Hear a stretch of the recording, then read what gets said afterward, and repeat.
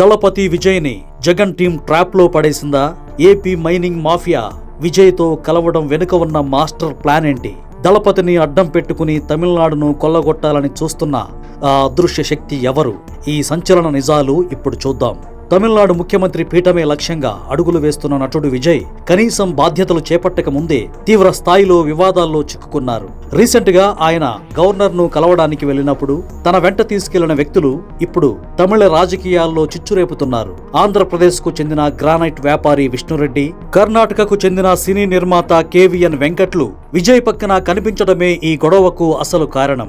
సాధారణంగా ఇలాంటి కీలక సమయాల్లో అనుభవం ఉన్న రాజకీయ నేతలను వెంట తీసుకెళ్లాలి. కానీ విజయ్ మాత్రం ఈ ఇద్దరు వ్యాపారవేత్తలను తీసుకెళ్లడం ఆయన రాజకీయ అపరిపక్వతకు నిదర్శనమని విమర్శలు వస్తున్నాయి.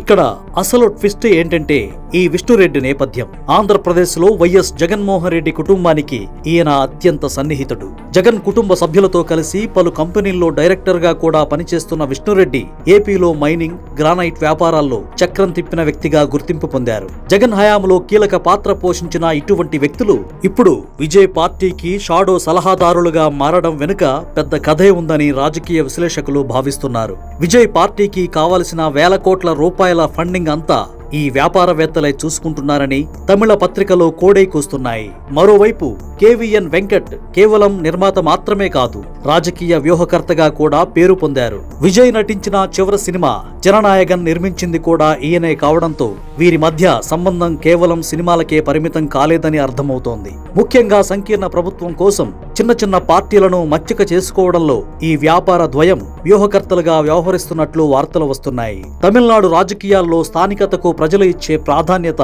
అంతా ఇంతా కాదు. ఇలాంటి టైంలో పక్క రాష్ట్రాల లాబీయిస్టులతో చట్టపట్టాలేసుకుని తిరగడం విజయ్ రాజకీయ భవిష్యత్తుకు పెద్ద గండంలా మారుతోంది. ప్రతిపక్ష పార్టీలైన డిఎంకే, అన్నా డిఎంకే ఈ విషయాన్ని ఒక అస్త్రంగా మార్చుకున్నాయి. తమిళుల ఆత్మగౌరవం గురించి మాట్లాడే విజయ్ అధికారం కోసం ఇతర రాష్ట్రాల దోపిడీదారుల కాళ్ల దగ్గర మోకరిల్లుతున్నారా అని నిలదీస్తున్నాయి.